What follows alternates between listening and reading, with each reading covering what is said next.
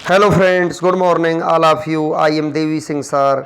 आज फिर आपके लिए लेकर के आए हैं एक नया सिद्धांत, संज्ञानात्मक विकास का सिद्धांत फ्रेंड्स, जो जीन प्याजे साहब ने हमको दिया था, जिसे हम इंग्लिश में थ्योरी ऑफ कॉग्निटिव डेवलपमेंट यहाँ पर बोला जाता है। यहाँ पर मोस्ट इम्पोर्टेंट यहाँ पर ये सिद्धांत है आपका हर कम्पिटिटिव एग्ज़ाम्स में, चाहे वो टेट का एग्ज़ाम हो या स्क्रीनिंग हो या DSSB, यहाँ पर कोई भी परीक्षा आपकी हो, सभी में जीन प्याजे का सिद्धांत अक्सर यहाँ पर पूछ लिया जाता है।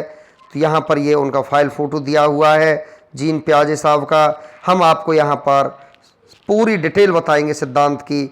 जीन प्याजे कौन थे, कहाँ के रहने वाले थे, उनका जन्म कब हुआ, कहाँ पर वो प्रोफेसर थे, कितने वर्ष की आयु में उनका निधन हुआ, कब हुआ, कौन कौन सी अवस्थाएं उन्होंने अपने सिद्धांत में दी, सभी बातों को फ्रेंड्स हम अपने आज वीडियो के माध्यम से आपको यहाँ पर बताने वाले हैं। आपको वीडियो पूरा देखना है, वीडियो को यहाँ पर स्क्रिप्ट नहीं करना है, छोड़ना नहीं है, क्योंकि यहाँ पर इस सिद्धांत को समझने के लिए ये आपको यहाँ पर पूरा देखना ही पड़ेगा। यहाँ पर देखिए, जन्म जीन प्याजे का जो जन्म हुआ था वो 9 अगस्त 1896 को हुआ था, जिनका पूरा नाम जीन विलियम फ्रिटज प्याजे था, और यहाँ पर इनका जन्म स्विट्ज़रलैंड में हुआ था। फ्रेंड्स, जीन प्याजे की मृत्यु 16 सितंबर 1980, उम्र 84 साल, जिनेवा स्विट्ज़रलैंड में उनकी मृत्यु हुई थी। यहाँ पर हम आपको बता देते हैं, प्याजे द्वारा प्रतिपादित संज्ञानात्मक विकास सिद्धांत थ्योरी ऑफ कॉग्निटिव डेवलपमेंट मानव बुद्धि की प्रकृति एवं उसके विकास से संबंधित एक विशद सिद्धांत है। प्याजे का मानना था कि व्यक्ति के विकास में उसका बचपन एक महत्वपूर्ण भूमिका अदा करता है। प्याजे का सिद्धांत विकासीय अवस्था सिद्धांत कहलाता है। यह सिद्धांत ज्ञान की प्रकृति के बारे में है और बतलाता है कि मानव कैसे ज्ञान क्रम से इसका अर्जन करता है, कैसे इसे एक एक कर जोड़ता है और कैसे इसका यहाँ पर उपयोग करता है। व्यक्ति वातावरण के तत्वों का प्रत्यक्षीकरण करता है, अर्थात पहचानता है, प्रतीकों की सहायता से उन्हें समझने की कोशिश करता है तथा संबंधित वस्तु व्यक्ति के संदर्भ में अमूर्त चिंतन करता है। उक्त सभी प्रक्रियाओं से मिलकर उसके भीतर एक ज्ञान भंडार या संज्ञानात्मक संरचना उसके व्यवहार को निर्देशित करती है। इस प्रकार हम कह सकते हैं कि कोई भी व्यक्ति वातावरण में उपस्थित किसी भी प्रकार के उद्दीपकों से प्रभावित होकर सीधे प्रतिक्रिया नहीं करता है। पहले वह उन उद्दीपकों को पहचानता है, ग्रहण करता है, उनकी व्याख्या करता है। इस प्रकार हम कह सकते हैं संज्ञानात्मक संरचना वातावरण में उपस्थित उद्दीपकों और व्यवहार के बीच मध्यस्थता का कार्य यहाँ पर करता है। तो यहाँ पर फ्रेंड्स हम आपको बताने वाले हैं, पूरी डिटेल हम आपको देंगे, कुछ भी यहाँ पर आपके लिए छोड़ा नहीं जाएगा। प्याजे ने व्यापक स्तर पर संज्ञानात्मक विकास का अध्ययन किया। प्याजे के अनुसार बालक द्वारा अर्जित ज्ञान के भंडार का स्वरूप विकास की प्रत्येक अवस्था में बदलता है और परिमार्जित होता रहता है। प्याजे के संज्ञानात्मक सिद्धांत को विकासात्मक सिद्धांत भी कहा जाता है, चूँकि उसके अनुसार बालक के भीतर संज्ञान का विकास अनेक अवस्थाओं से होकर गुजरता है, इसलिए इसे अवस्था सिद्धांत भी यहाँ पर कहा जाता है। चलते हैं, प्याजे का जन्म 9 अगस्त 1896 में स्विट्ज़रलैंड के फ्रैंकोफोन क्षेत्र में न्यूचटेल में हुआ था। वह संज्ञानात्मक विकास और महामारी विज्ञान के दृष्टिकोण के प्याजे के सिद्धांत को एक साथ आनुवांशिक महामारी विज्ञान कहा जाता है। उनका यह सिद्धांत संज्ञानात्मक या मानसिक सिद्धांत के नाम से भी जाना जाता है। प्याजे ने बच्चों की शिक्षा पर बहुत महत्व दिया।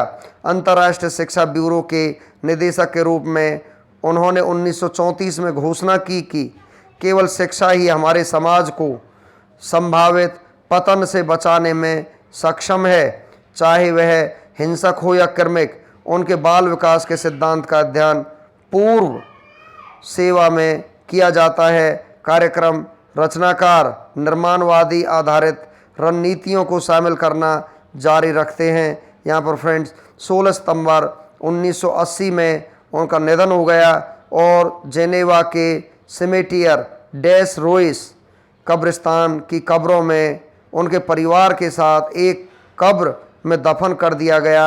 यह उनके अनुरोध के अनुसार था। 9 अगस्त 1896 जीन पियाजे का संज्ञानात्मक विकास सिद्धांत हम आपको बता देते हैं फ्रेंड्स।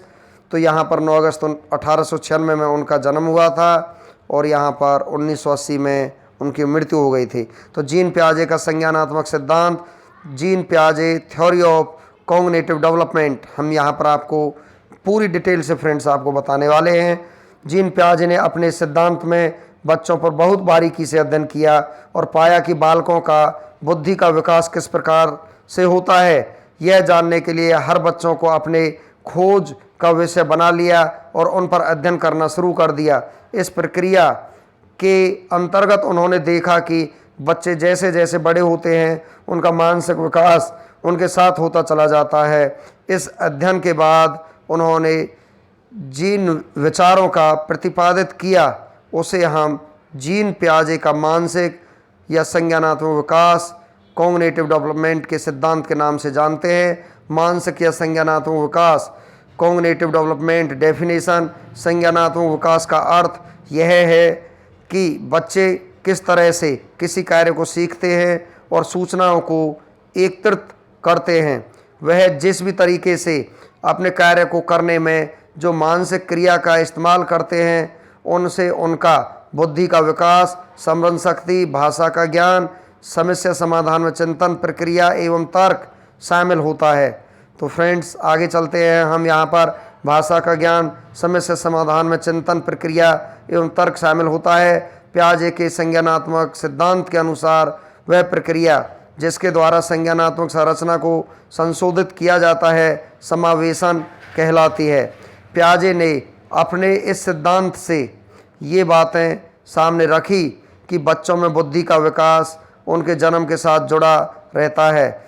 उन्होंने ये भी बताया कि प्रत्येक बालक अपने में जन्म से ही कुछ प्रवृत्तियां और सहज अनुक्रियाओं को करने की कला होती है, जैसे चूसना, देखना, वस्तुओं को पकड़ना आदि।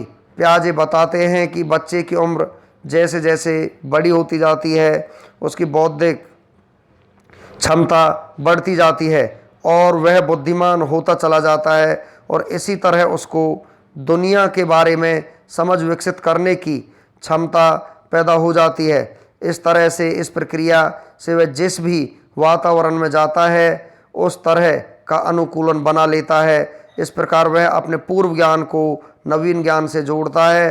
तो इस प्रक्रिया को आत्म सातीकरण कहते हैं। फ्रेंड्स मोस्ट इम्पोर्टेंट यहाँ पर हो जाता है आत्म सातीकरण, एसिमिलेशन किसे कहा जाता है? वह अपने पूर्व ज्ञान को नवीन ज्ञान से जोड़ना जो होता है आत्म सातीकरण यहाँ पर कहलाता है। इसके बाद बालक अपने पुराने स्कीम यानी ज्ञान में परिवर्तन करना प्रारंभ कर देता है, जो वह प्रक्रिया यहाँ पर समायोजन कहलाती है।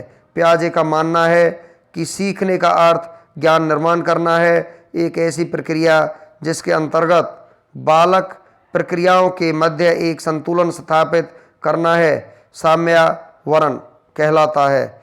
यहाँ पर देखिए किसी नई समस्या का समाधान करते समय यही संतुलन बालक के संज्ञान को संतुलित यहाँ पर करता है।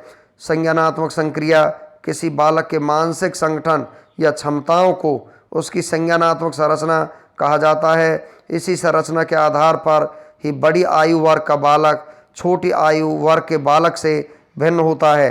नेक्स्ट आपका यहाँ पर मानसिक संक्रिया, जब कोई बालक किसी समस्या के समाधान पर चिंतन करता है तो वह मानसिक संक्रिया की अवस्था में होता है। पियाजे के अनुसार मानसिक संक्रिया चिंतन का एक प्रमुख साधन है। स्कीम एक स्कीमा मानसिक और शारीरिक क्रियाओं को समझने और जानने दोनों में शामिल है। स्कीम्स ज्ञान की श्रेणियां हैं जो हमें दुनिया की व्याख्या और समझने में मदद करती हैं। पियाजे के विचार में एक स्कीमा में ज्ञान की एक श्रेणी और उस ज्ञान को प्राप्त करने की प्रक्रिया दोनों शामिल है। जैसा कि अनुभव होता है, इस नई जानकारी का उपयोग पहले से मौजूद स्कीमा को संशोधित करने, जोड़ने या बदलने के लिए किया जाता है। फ्रेंड्स, यहाँ पर स्कीमा का प्रयोग जीन प्याजे के संज्ञानात्मक विकास के सिद्धांत में यहाँ पर किया जाता है। ये क्वेश्चन भी टेट में कई बार पूछ लिया है। उदाहरण के लिए, एक बच्चे के पास एक प्रकार का जानवर हो सकता है जैसे कि कुत्ता। यदि बच्चे का एकमात्र अनुभव छोटे कुत्ते के साथ रहा है तो एक बच्चा यह मान सकता है कि सभी कुत्ते छोटे, प्यारे, 4 पैर वाले हैं। मान लीजिए कि बच्चा एक विशाल कुत्ते का सामना करता है। बच्चा इस नई जानकारी में इन नए अवलोकनों को शामिल करने के लिए पहले से मौजूद स्कीमा को संशोधित यहाँ पर करेगा। संज्ञानात्मक विकास की अवस्थाएं हम यहाँ पर आपको बताएंगे कितनी अवस्थाएं होती हैं। प्याजे के संज्ञानात्मक विकास को 4 अवस्थाओं में विभाजित किया है। इंद्रिय जनित, गामक, संवेदी, प्रेरक अवस्था, जो जन्म से 2 वर्ष तक की होती है। इंद्रिय जनित, गामक, संवेदी, प्रेरक अवस्था तो मानसिक क्रियाओं इंद्रिय जनित गामक क्रियाओं के रूप में ही संपन्न होती हैं। यदि बच्चे को भूख लगे तो वह रोकर व्यक्त करता है। इस अवस्था में बालक आँख, कान एवं नाक से सोचता है। संवेदी गामक अवस्था में यहाँ पर देखिए, वह जिन वस्तुओं को अपने सामने देखता है उसे अपना अस्तित्व मान लेता है। इस आयु में ही बच्चे की बुद्धि उसके कार्य को व्यक्त करती है। इस तरह यह अवस्था अनुकरण, स्मृति और मानसिक निरूपण से संबंधित है। पूर्व संक्रियात्मक अवस्था यहाँ पर देखिए 2 से 7 वर्ष तक की ये होती है। पूर्व संक्रियात्मक अवस्था, इस अवधि के दौरान बच्चे एक प्रतीकात्मक स्तर पर सोच रखते हैं लेकिन अभी तक संज्ञानात्मक कार्यों का उपयोग नहीं कर रहे हैं। भाषा का विकास इस अवधि की पहचान है।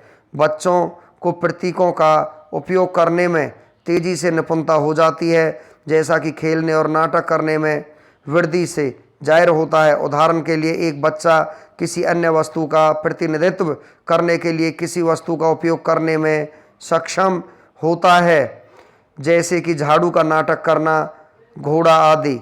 भूमिका निभाना भी महत्वपूर्ण हो जाता है। बच्चे अक्सर मम्मी, डैडी, डॉक्टर और अन्य पात्रों की भूमिकाएं यहाँ पर निभाते हैं। प्याजे ने इस अवस्था को मुख्य 2 भागों में बांटा है।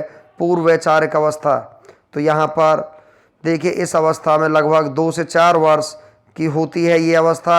इस चरण के दौरान देखिए पूर्व वैचारिक अवस्था में यहाँ पर 2 से 4 वर्ष जो होती है, इस चरण के दौरान बच्चे प्रतीकात्मक खेल में संलग्न होना शुरू करते हैं और प्रतीकों में हेरफेर करना सीखते हैं। हालांकि प्याजे ने कहा कि वे अभी तक ठोस तर्क को नहीं समझते हैं।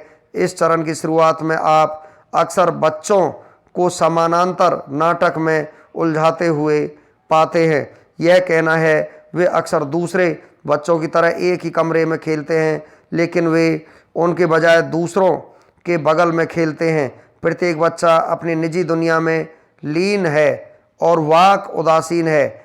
यह कहना है कि इस स्तर पर भाषण का मुख्य कार्य दूसरों के साथ संवाद करने के बजाय बच्चों की सोच को बाहरी बनाना है।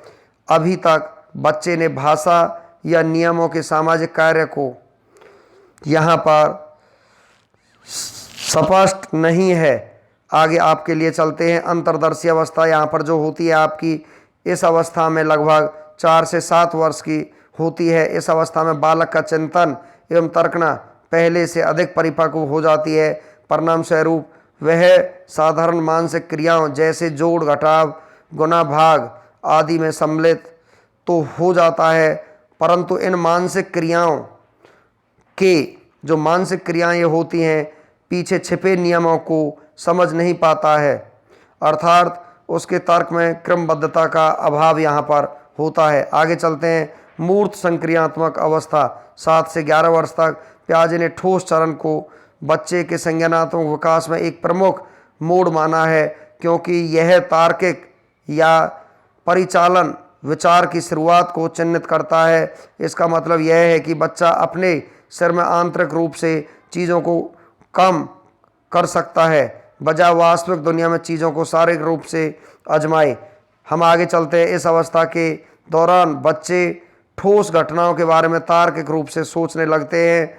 वे संरक्षण की अवधारणा को समझना शुरू करते हैं।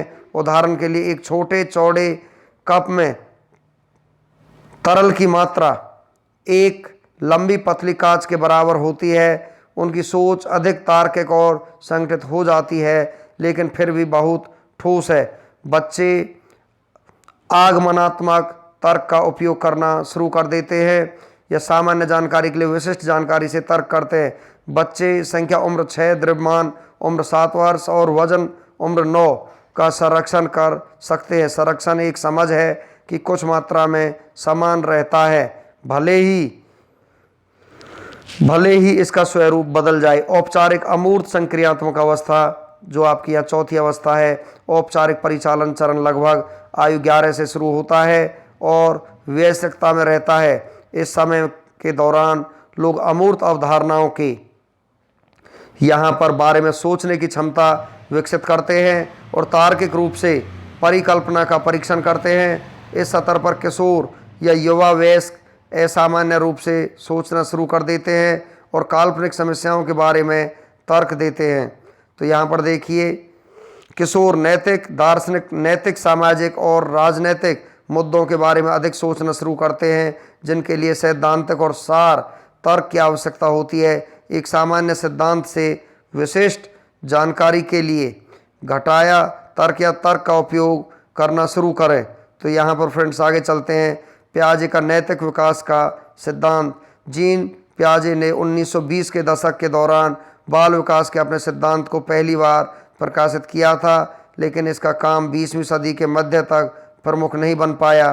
पियाजे शायद बच्चों के संज्ञानात्मक विकास के अपने सिद्धांत के लिए जाने जाते हैं, लेकिन उन्होंने बच्चों के नैतिक विकास के बारे में अपने सिद्धांत का भी प्रस्ताव दिया। पियाजे ने माना कि संज्ञानात्मक विकास नैतिक विकास के साथ निकटता से जुड़ा है और समय के साथ नैतिकता के बारे में बच्चों के विचारों में विशेष रूप से यहाँ पर रुचि थी। इस लेख में हम किशोरों के नैतिक विकास के पियाजे के सिद्धांत की चर्चा को यहाँ पर हमने आपके सामने यहाँ पर विस्तृत रूप से यहाँ पर रखा है। The middle childhood development article में छोटे बच्चों के संबंध में पियाजे के सिद्धांत पर चर्चा की गई थी। उन्होंने बताया कि बालक दो अलग अवस्थाओं से होकर गुजरते हैं। परायत नैतिकता की अवस्था, फिर देखिए मैं यहाँ पर बता देता हूँ परायत नैतिकता की अवस्था कौन सी होती है। नैतिक यथार्थवाद के रूप में भी जाना जाता है। बाहर से थोपी गई नैतिकता। बच्चे नैतिकता को अन्य लोगों के नियमों और कानूनों को मानते हैं जिन्हें बदला नहीं जा सकता। वे स्वीकार करते हैं कि सभी नियम कुछ प्राधिकरण के आंकड़ों जैसे माता पिता, शिक्षक, भगवान द्वारा बनाए जाते हैं और यह कि नियमों को तोड़ने से तत्काल और गंभीर सजा होगी। किसी भी सजा का कार्य दोषियों को इस बात से रूबरू कराना है कि सजा की गंभीरता का संबंध गलत काम करने वालों एक्सपायरी सजा की गंभीरता से होना चाहिए। इस अवस्था के दौरान बच्चे नियमों को निरपेक्ष और अपरिवर्तनीय मानते हैं, अर्थात परमात्मा जैसा उन्हें लगता है कि नियमों को बदला नहीं जा सकता है और हमेशा वैसे ही रहा है जैसे वे अब हैं। व्यवहार को उस परिणाम के इरादों या कारणों पर ध्यान दिए बिना अस्पष्ट परिणामों के संदर्भ में खराब के रूप में देखा जाता है। इसलिए जानबूझकर नुकसान की एक छोटी राशि की तुलना में आकस्मिक क्षति की एक बड़ी मात्रा को देखा जाता है। सेकंड आपका स्वायत्त नैतिकता की अवस्था। नैतिक स्वायत्तता के बारे में आत्म जागरूक, पर्याप्त रूप से बुद्धिमान और स्मार्ट होना है ताकि आपके आसपास के लोगों की आजीविका के अनुरूप हो। और सबसे महत्वपूर्ण बात यह है कि एक निर्वाणिक मंच पर पहुंचकर अपने स्वयं के व्यक्तिगत होने की पवित्रता, जिसमें से एक को सही से समझने में सक्षम है। ईश्वर या धर्मनिरपेक्ष ईश्वर के समीप के समान गलत है और नैतिकता के धर्मनिरपेक्ष कोड को संरेखित करते हैं। यहाँ पर मैं इस पर एक त्वरित दरार होगा। शब्दकोश स्वायत्तता के लिए प्रासंगिक परिभाषाएं स्वशासन की अधिकार या शर्त या बाहरी नियंत्रण या प्रभाव से स्वतंत्रता, आज़ादी। जीन पियाजे के संज्ञानात्मक विकास के सिद्धांत का शैक्षणिक महत्व क्या है फ्रेंड्स, यहाँ पर हम उसको आपको बताने वाले हैं। तो पियाजे 1952 ने अपने सिद्धांत को शिक्षा से स्पष्ट रूप से संबंधित नहीं किया, हालांकि बाद में शोधकर्ताओं ने बताया कैसे पियाजे के सिद्धांत की विशेषताओं को शिक्षण और सीखने के लिए लागू किया जा सकता है। नेक्स्ट आगे चलते हैं। आपके लिए शैक्षिक नीति और शिक्षण अभ्यास विकसित करने में पियागेट बेहद प्रभावशाली रहा है। उदाहरण के लिए 1966 में यूके सरकार द्वारा प्राथमिक शिक्षा की समीक्षा पियाजे के सिद्धांत पर दृढ़ता से आधारित थी। इस समीक्षा के परिणाम स्वरूप प्लोवडेन रिपोर्ट 1967 का प्रकाशन हुआ। डिस्कवरी लर्निंग वह विचार जो बच्चे करना और सक्रिय रूप से खोज के माध्यम से सबसे अच्छा सीखते हैं, प्राथमिक विद्यालय के पाठ्यक्रम के परिवर्तन के लिए केंद्रीय के रूप में देखा गया था। रिपोर्ट के आवृत्ति विषय व्यक्तिगत सीखने, पाठ्यक्रम में लचीलापन, बच्चों के सीखने में खेल की केंद्रीयता, पर्यावरण का उपयोग, खोज द्वारा यहाँ पर सीखना और बच्चे की प्रगति के मूल्यांकन का महत्व है। शिक्षकों को यह नहीं मानना चाहिए कि केवल क्या है औसत दर्जे का मूल्यवान है, क्योंकि पियाजे का सिद्धांत जैविक परिपक्वता और चरणों पर वो आधारित है। चलते हैं आगे की तरफ। तत्परता की धारणा महत्वपूर्ण है। जब कुछ जानकारी या अवधारणाओं को पढ़ा जाना चाहिए तो पियाजे के सिद्धांत के अनुसार बच्चों को तब तक कुछ अवधारणाओं को नहीं पढ़ाया जाना चाहिए जब तक वे संज्ञानात्मक विकास के उपयुक्त चरण में नहीं पहुंच गए हों।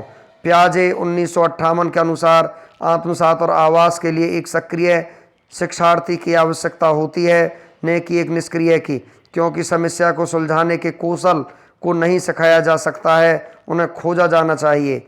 नेक्स्ट है आपका कक्षा के भीतर सीखने को सक्रिय खोज सीखने के माध्यम से छात्र केंद्रित और पूरा किया जाना चाहिए। शिक्षक की भूमिका प्रत्यक्ष शिक्षण के बजाय सीखने की सुविधा के लिए है, इसलिए शिक्षकों को कक्षा के भीतर निम्नलिखित को प्रोत्साहित करना चाहिए। सीखने की प्रक्रिया पर ध्यान दें, न कि इसके अंतिम उत्पाद के बजाय सक्रिय तरीकों का उपयोग करके जिन्हें सत्य के पुनः खोज या पुनर्निर्माण की आवश्यकता होती है। फ्रेंड्स आगे चलते हैं हम आपको लेकर के सहयोगी का उपयोग करना, साथ ही साथ व्यक्तिगत गतिविधियां ताकि बच्चे एक दूसरे से सीख सके। ऐसी स्थितियां जो उपयोगी समस्याएं प्रस्तुत करती हैं और बच्चे में असमानता पैदा करती हैं। बच्चे के विकास के स्तर का मूल्यांकन करें ताकि उपयुक्त कार्य निर्धारित किए जा सकें। पियाजे का सिद्धांत यहाँ पर हम आपको शॉर्ट में एक बार रिवाइज में आपको करा देता हूँ। जो पियाजे का सिद्धांत है आपका, स्विट्जरलैंड के मनोवैज्ञानिक पियाजे का कहना है कि जैसे जैसे बच्चे की आयु बढ़ती है उसका कार्य क्षेत्र बढ़ता जाता है, वैसे वैसे उसकी बुद्धि का विकास भी होता जाता है। उन्होंने स्पष्ट किया कि पहले बच्चा सरल प्रत्ययों के माध्यम से सीखता है, परंतु जैसे जैसे बच्चा बड़ा होता है कठिन से कठिनतम प्रत्ययों को ग्रहण करने लगता है। हमारे लिए उपयुक्त वातावरण की आवश्यकता है। उन्होंने कहा कि सीखना कोई यांत्रिक क्रिया नहीं है बल्कि एक बौद्धिक प्रक्रिया है, एक संप्रत्य निर्माण की प्रक्रिया है और यह संप्रत्य निर्माण बालक की आयु के अनुसार होता रहता है। पियाजे ने अपने सिद्धांत में निम्नलिखित पदों पर विशेष बल दिया है। अनुकूलन, यहाँ पर साम्य धारणा, इक्विलिब्रिएशन, यहाँ पर अडेप्टेशन, संरक्षण, संज्ञानात्मक संरचना, कॉग्निटिव स्ट्रक्चर, मानसिक क्रिया, मेंटल ऑपरेशन, यहाँ पर स्कीमा, विकेंद्रन, इन पर ज़्यादा उन्होंने ध्यान दिया है। इन्होंने संज्ञानात्मक विकास को मुख्य रूप से 4 कालों में विभाजित किया, जिसकी डिटेल मैं आपको ऊपर ही बता चुका हूँ। संवेदी पेशी अवस्था, इसमें देखिए सहज क्रियाओं की अवस्था, प्रमुख वृत्तीय अनुक्रियाओं की अवस्था, गौण वृत्तीय अनुक्रियाओं की अवस्था, गौण स्कीमेटा के समन्वय की अवस्था, तृतीय वृत्तीय अनुक्रियाओं की अवस्था, मानसिक संयोग द्वारा नए साधनों की खोज की अवस्था। यहाँ पर प्राक संक्रियात्मक अवस्था में क्या है, प्राक संप्रज्ञात्मक अवधि, अंतर्दर्शी अवस्था, मूर्त संक्रियात्मक अवस्था जो तीसरी अवस्था है, चौथी अवस्था आपकी औपचारिक संक्रिया की अवस्था। इन सभी का विवरण विभिन्न अवस्थाओं के संज्ञानात्मक विकास में दिया। पियाजे के सीखने के सिद्धांत की विशेषताएं क्या हैं? सीखना एक क्रमिक एवं आरोही प्रक्रिया है। पियाजे के अनुसार सीखने का पर्यावरण और क्रिया मूल आवश्यकताएं हैं। बालक के अमूर्त चिंतन पर उसकी शिक्षा का प्रभाव। यहाँ पर देखिए पियाजे के सीखने के सिद्धांत की विशेषताएं। सीखना एक क्रिया क्रमिक और आरोही प्रक्रिया है। पियाजे के अनुसार सीखने का पर्यावरण और क्रिया मूल आवश्यकताएं हैं। तो यहाँ पर हम आपको रिवाइज के तौर पर यहाँ पर फ्रेंड्स आपको बता रहे हैं। पियाजे के अनुसार औपचारिक संक्रिया अवस्था, यहाँ पर देखिए बालक की संपूर्ण बौद्धिक शक्ति का विकास हो जाता है। अपनी बौद्धिक क्षमताओं के प्रयोग से समस्या का समाधान क्रमबद्ध व तार्किक ढंग से कर सकता है। आगे चलते हैं। पियाजे के अनुसार बच्चों में चिंतन एवं खोज करने की शक्ति, उसकी जैविक परिपक्वता, अनुभव एवं इन दोनों की अंतःक्रिया पर निर्भर करता है। पियाजे के सिद्धांत में शिक्षा का उपयोग शॉर्ट में मैं आपको बता देना चाहता हूँ, ऊपर भी मैंने आपको बताया है। इस सिद्धांत ने बालकों को स्वक्रिया द्वारा सीखने पर बल दिया। पियाजे ने अनुकरण व खेल को महत्व दिया और शिक्षक को इन विधियों से पढ़ाना चाहिए। सीखने में प्रगति न करने वालों को दंडित नहीं करना चाहिए। पियाजे ने संज्ञानात्मक विकास के अनुसार विभिन्न श्रेणियों को विभाजित किया। उसी के अनुसार किसी भी आयु के लिए पाठ्यक्रम निर्माण करना चाहिए। पियाजे ने बुद्धि का मापन उसके व्यावहारिक उपयोग वातावरण के साथ अंतःक्रिया की क्षमता के रूप में लिया जाता है। बुद्धि परीक्षण निर्माण में व्यावहारिक रूप से प्रयोग से संबंधित क्रियाओं का उपयोग करना चाहिए। पियाजे के सिद्धांत के अनुसार चालक और अभिप्रेरणा अधिगम एवं विकास के लिए आवश्यक है। अतः शिक्षकों को शिक्षण अधिगम में इसका प्रयोग करना चाहिए। पियाजे के अनुसार सीखना बालक के स्वयं और उसके पर्यावरण से अंतःक्रिया के फलस्वरूप होता है। अतः शिक्षकों एवं अभिभावकों को बालकों के लिए उचित मार्गदर्शन करना चाहिए। तो यहाँ पर इस प्रकार पियाजे के सिद्धांत का शिक्षा में फ्रेंड्स यहाँ पर बहुत ही ज़्यादा महत्व है। हमने आपको यहाँ पर फुल डिटेल से आपको पियाजे के संज्ञानात्मक विकास का सिद्धांत फ्रेंड्स आपको कराया। यहाँ से बहुत सारे क्वेश्चंस आपके लिए बन जाते हैं। फ्रेंड्स आपको हमारा वीडियो अच्छा लगा हो तो आप इसे लाइक करें, शेयर करें और चैनल को सब्सक्राइब करें। Thank you.